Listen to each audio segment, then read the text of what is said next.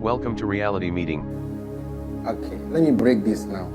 Anybody who understands the gospel cannot be a beggar. Please subscribe to this channel and turn on the notification bell. Am I saying something? Should I go further into this? Anyone who understands the gospel cannot be a beggar. If you are still begging for alms, not a beggar on the streets, but you know what I mean. If you're always needing assistance, then you have not understood the gospel. You don't understand it.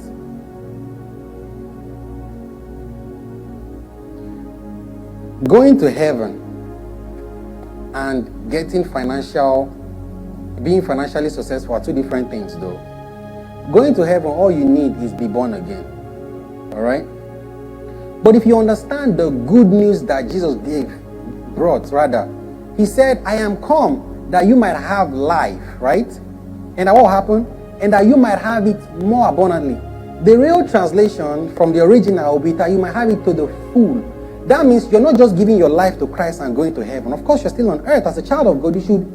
You should show forth your sonship. There's another scripture that says that the next expectation of the creation, including your dogs, your cats, your birds, everybody, the leaves on the grass that you step on, they are waiting for you to manifest your sonship. And the scripture says, an expectation of the creation waits for the manifestations of the sons of God. And people will think the sons there means everyone was born again. No, it's talking about the matured sons. So if you are still a Christian and you are still falling into sick today, well tomorrow, sickness tomorrow, well the next one, then you are still a nepios, a baby Christian. You have not understood the gospel. If you understand the gospel, it can make you a champion, like literal champion on earth. People will say, but there's a lot of Christians that are beggarly. Yes, they are, because they have not understood it.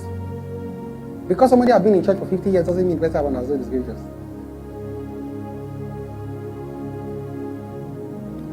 I remember a long time ago, or some time ago, some people were having arguments. Who is that small boy? What does he know? What does he know?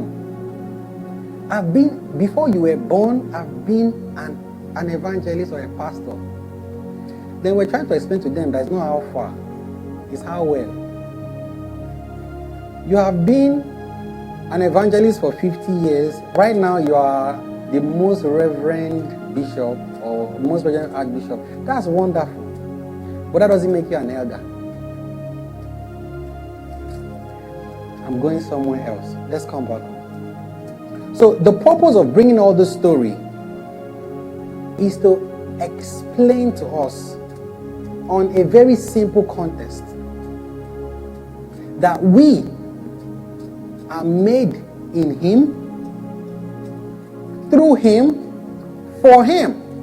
So if you don't live for God in the little years you have on earth, for example, 100 years, 120, 130, 140, 150, say you are the most lived man on earth, the man that had the longest life on earth, 1,000 years. Let's say you live longer than Methuselah. You beat his record by 1 year, right? So you are the one that lived the longest year ever. The most longest living man, whatever, woman. Still, it's like a passing away in the spirit. The only place where you have time is on earth. Is here. Somebody still here? It's only here you have time, in this universe. But God is outside of it. So no matter how long you think you lived, after you live here and you get into the spirit, after you leave, your spirit leaves your body, and you go to the reality, the real life, you realize that it just happened. That's a big message. I've been trying to pass this for about 3 years now. That it just happened. That whole life you're living here, it just happened. Those your loved one that died, when you go and join them, you realize that they just left you. That they just left and you left. In your head, wow, that my sibling has died like long time ago. When you live here too, you're going to realize that you just left immediately after they left.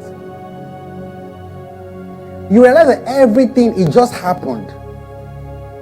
I'm telling you, the reason why you still have time here is so that you can fulfill your purpose. You still have time to fulfill your purpose. Anything you're doing that does not fulfill the grand purpose, which is to bring somebody to Jesus, is a waste of time.